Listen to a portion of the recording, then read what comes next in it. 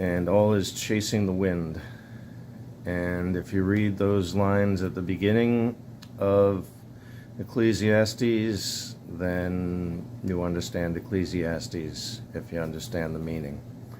Now, keep in mind, please, that the individual that was saying these harsh and cynical things about life in this world was granted a wish by God, and his wish was to be the wisest man in the world. Now, maybe he already was to some degree the wisest man in the world, because how many of us would have chosen that to be our one wish? Of course, as believers, it would be to be as godly as we can in a mortal life, or something along those lines, and we'd ask to be blessed in that fashion. But wisdom is pretty good. Wisdom's pretty good. But there's so much cynicism and so much wisdom in the book of Ecclesiastes. The dead know nothing. Now, that's the only place, I think, in the Bible where you're going to find a sentiment like that, but I do believe that he's talking about what he says a few sentences later, under the sun. In other words, we're all going to die.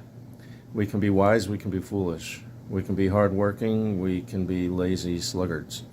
We can be a lot of different things in this world, but we're all going to have the same fate. And Ecclesiastes talks about chance.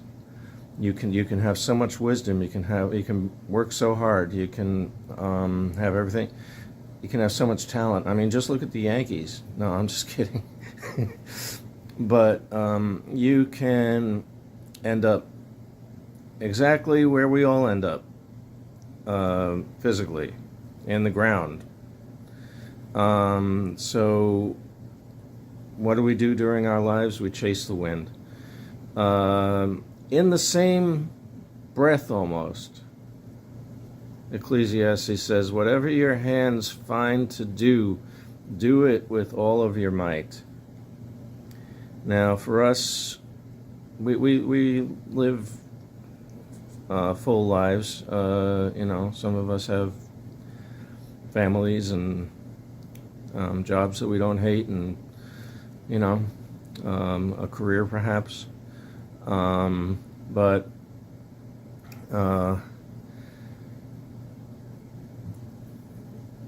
it's very similar to love the Lord with all your heart, all your mind, all your soul, all your strength. I never get that right. I think it says it differently in a couple of different places. Anyway, everyone has the same fight. Everyone is engaged in trying to live the best lives that they can. And it's all ultimately meaningless, because we will pass, and then once we pass, nobody will remember us. You know what the real miracle of Elvis Presley is? Not the talent that he had, but people are astonished that 47 years later, people still remember him so fondly. That doesn't happen with a lot of people. I can tell you that when Madonna and Beyonce and Eminem and whoever, when they pass, nobody's going to be lamenting them 50 years later. So Ecclesiastes has a lot to say, and so much more to say, and you will see so many people that you know currently or that you've known in your past, and see them represented by the words of Solomon in Ecclesiastes. I highly recommend it. I highly recommend it even to non-believers. They'll probably be astonished that such sentiment is in the Bible, but it's valuable. It's incredibly valuable to get a perspective, for us to get a perspective on the importance of our mortal life as opposed to the importance of being centered in God. And that's the only thing that is not chasing the wind. And that's the essence of what I have to say today.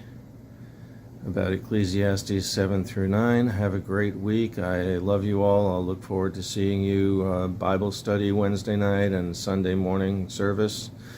And thank you for including me and embracing me, and I really appreciate it.